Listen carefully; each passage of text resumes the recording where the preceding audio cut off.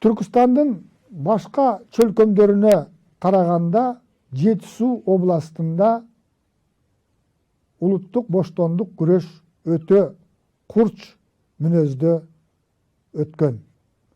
Ошондуктан лекциябыздын экинчи бөлүгүндө Кыргызстандын түндүгүндөгү көтөрүлүштүн жүрүшүнө жана көтөрүлүштүн басылышына токтолобуз.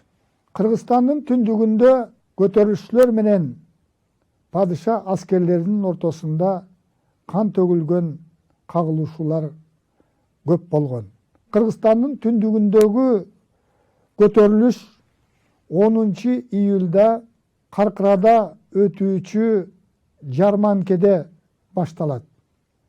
Каман Карагай деп аталган жерде чогулган эл Россия падышачылыгынын колониялык саясатын айыптап, падышанын жарлыгына каршы чыккан. Жыйынга катышкандар колониялык эзүүнү күчөтүп аткан Россия падышасынын буйругун аткарбайбыз, өзүбүздүн балдарыбызды аскерге жөнөтпөйбүз деген бүтүмгө келген. Бул жыйынга кыргыздар менен кошо казактар, уйгурлар, дунгандар жана сарт калмактар катышкан. Июлда башталган көтөрүлүш август айында түндүк Кыргызстанды кучагына алган. 16-жылы 8 августта Кеминдик кыргыздардын өкүлү Ыбырайым Төлө уулу жетектеген чакан топ Ысык көлгө курал жарак ташып бараткан 7 арабаны курчоого алып, арабадагы 178 мылтыкты 30 миңдей ок дарысы менен колго түшүргөн. Буга шыктанган Кеминдин эли көтөрүлүшкө жигердүү катыша баштаган. 9 августта Кеминдеги көтөрүлүшчүлөр Чоң Кеминдеги Новороссийский орус кыштагын курчоого алып, аны өрттөгөн. Кичи Кеминдеги Самсоновка станицасын курчоого алышып, ал жердеги дыйкандарга дагы кордук көрсөткөн. Августтун орто ченинде Бишкек уездиндеги 12 болуштуктун эли көтөрүлүшкө активдүү тартылган. Чүйдүн күнбатыш бөлүгүндөгү кыргыздар дагы көтөрүлүшкө жигердүү катыша баштаган. Боштондук үчүн күрөшкө Тянь-Шандын эли дагы тартылган. Кочкор чөлкөмү көтөрүлүшчүлөрдүн чордонуна айланган. Бул жердеги болуш Канат Ыбыке уулу көтөрүлүшчүлөр тарабынан хан шайланып, көтөрүлгөн эл Канат ханга баш ийүүгө ант беришкен. Кочкордогу көтөрүлүшчүлөр адегенде азыркы Кочкор кыштагы мурун Столыпино кыштагы деп аталган. Орус кыштагын талкалап, аны өрттөшкөн. Кочкорду ээлегенден кийин көтөрүлүшчүлөр Шамшынын бели аркылуу чүйгө ашып, жолдон шыргыйдан найзаларды жазышат. Канат хандын жетектеген көтөрүлүшчүлөрдүн колунда 30-40 гана барденке мынтыктар болгон.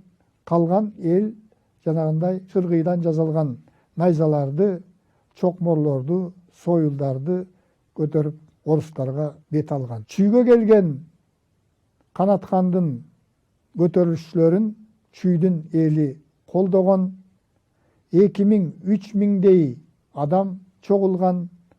Алар чүйдүн жака белинде жайгашкан орус кыштактарын талкалаган. Калыстык үчүн белгилей кете турган нерсе, көтөрүлүштүн жүрүшүндө кыргыздар тарабынан дагы орус дыйкандарына карата зомбулук жырткычтык болгондугун айта кеткенибиз туура. Көтөрүлгөн эл адегенде эски токмокту ээлеп алып, андан кийин чоң токмокту 13 августтан 22 августка чейин камоого алган.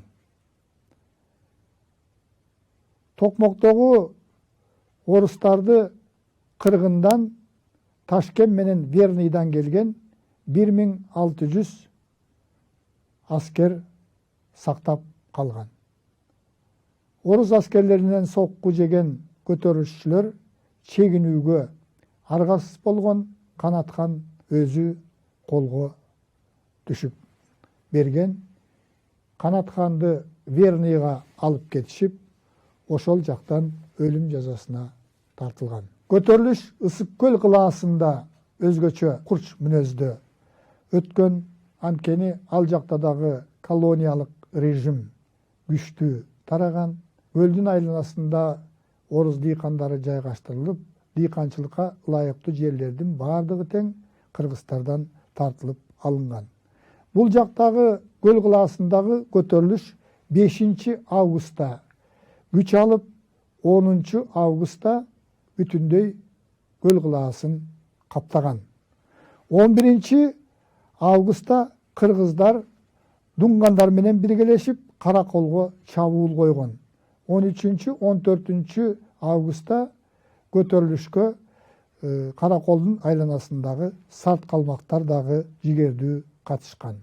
Белгилей кете турган нерсе, көтөрүлүштүн жүрүшүндө бул жакта дагы эки тараптан тең мыкаачылыктар көрсөтүлгөн. Караңгылыктын айынан кыргыз эли куралсыз болгонуна карабай, Россиянын регулярдуу аскерлери менен беттешүүгө аргасыз болуп, чоң кыргынга учураган. Колониялык режимдин 20-кылымдын башында күч алганын сезген Кыргызстандагы акылдуу адамдар, өзгөчө агартуучулар, көп жерди кыдырып көзү каныккан көсөм адамдар кагылышууну токтотууга, элди кыргындан сактоого аракет кылган. Мына ушундай адамдарды дагы белгилеп өткөнүбүз абзел.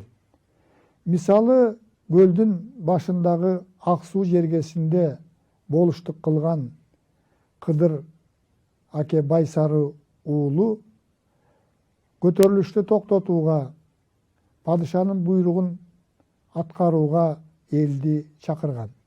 Бирок Кыдыр аке орустарга сатылып кетти, мунун сөзүн укпагыла деген чагымчылар дагы көп болуп, Кыдыр акенин тилин албай орустарга каршы көтөрүлүп, натыйжада канга бөлөнүп, Кытайга качууга аргасыз болгон. Элди токтотууга күчү сөзү өтпөгөн Кыдыр аке эл менен кошо Кытайга качып, качкын элди Кытайда дагы зордук зомбулуктан коргоого аракет кылып жүрүп, аман калган эли менен кайра көчүп келгени белгилүү.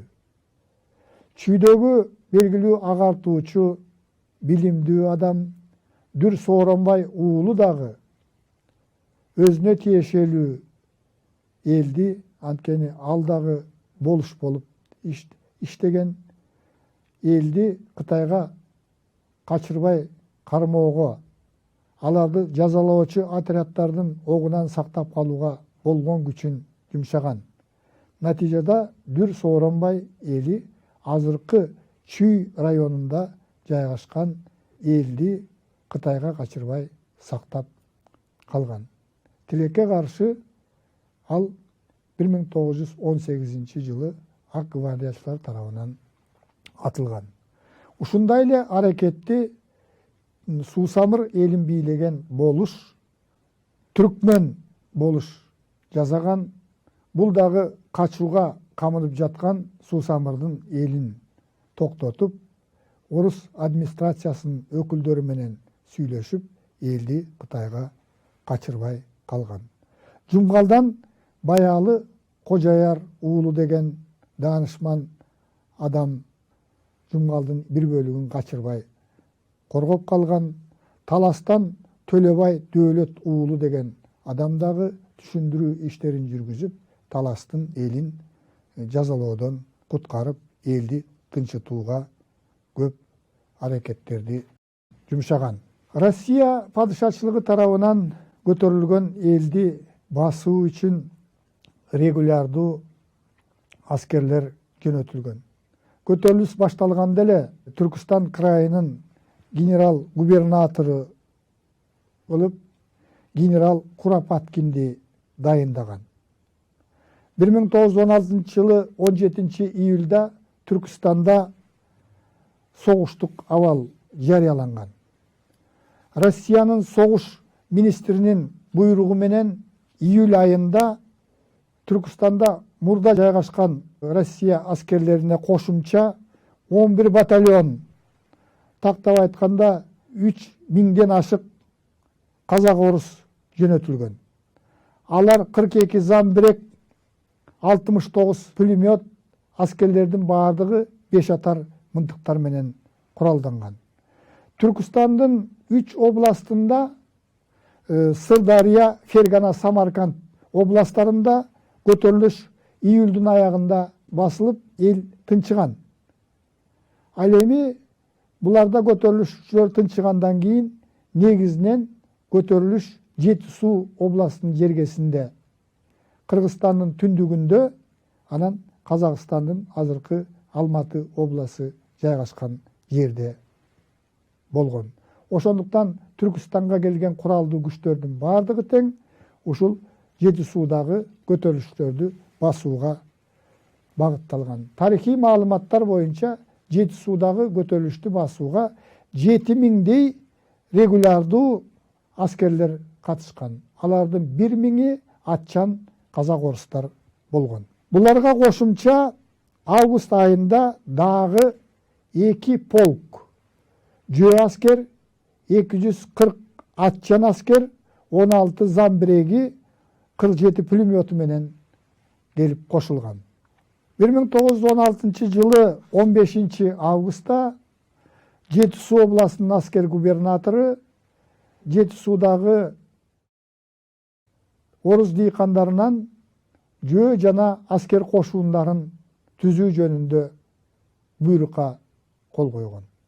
Натыйжада мурдатан эле куралданган орус казак дыйкандары кошуундарды түзүп, көтөрүшлөрдү базууга аракет кылышкан. Куропаткин 1916 жылы 12 августта аскер талаа сотторун түзүү жөнүндө буйрукка кол койгон. Натыйжада аскер талаа соттору сурак жүргүзүлмүш болуп, кээ бир жерлерде сурак жүргүзбөй эле көтөрүлүшлөрдү топтоо менен кырып салган учурлары болгон.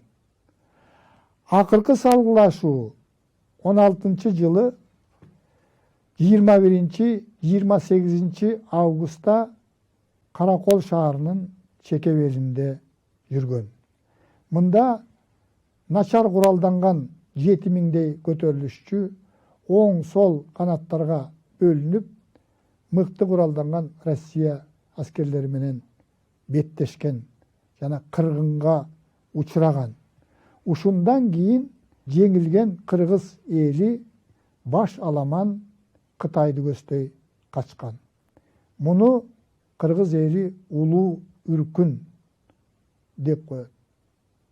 Жазалоодон корккон аман калган кыргыздар самсып Кытайдын чек арасы көздөй умтулган.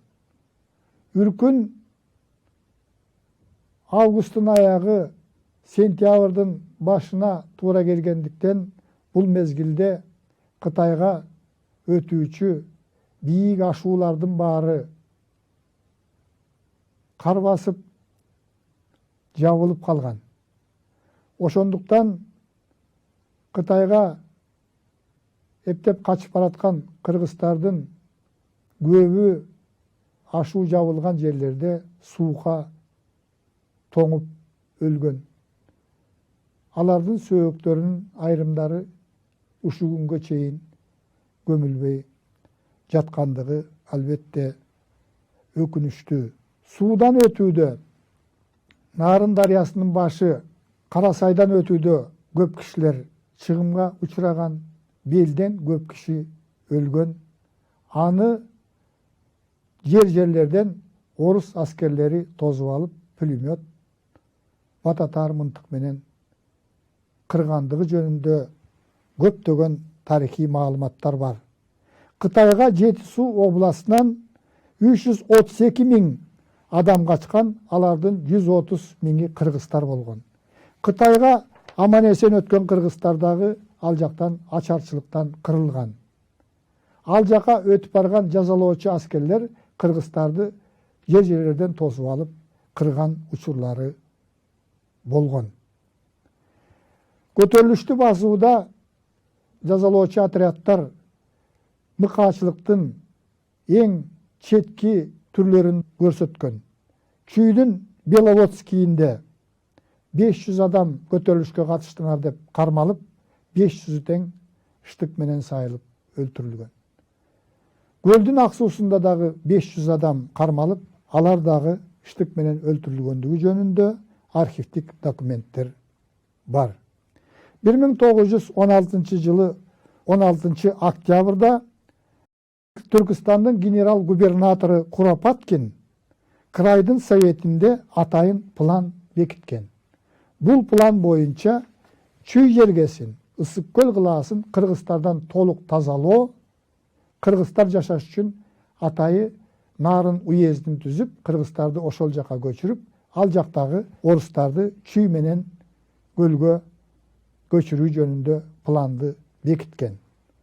Ушундай пландын ишке ашышына, кыргыздардын мекенинен ажырап жок болуп кетишине 1917 жылы февраль айында болуп өткөн революция, андан кийин октябрь айындагы Улуу Октябрь революциясы тоскоолдук кылган. Совет бийлигинин орношу менен кыргыз эли кыргындан кутулуп, мекенине кайтып, жаңы турмуш баштаган. Бул жөнүндө эмки лекцияларда сөз кылабыз.